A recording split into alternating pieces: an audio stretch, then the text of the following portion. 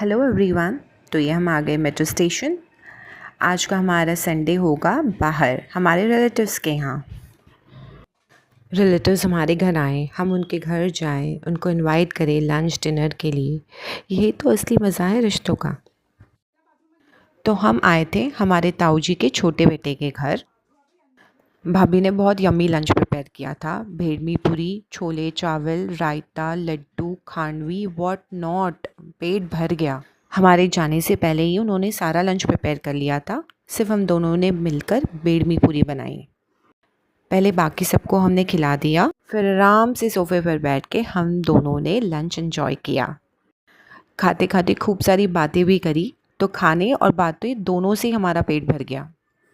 वैसे मिले तो हम अब भी थे कुछ दिन पहले ही, बट उनके घर जाकर आराम से बैठकर बातें करने का मज़ा कुछ और ही होता है। वैसे भी हम लेडीज़ की बातें तो कभी ख़त्म होती ही नहीं हैं।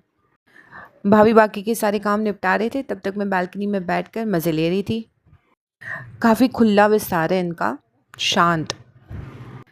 फिर थोड़ी देर रेस्ट किया और फिर हम चले गए बड़े ताऊ जी के घर।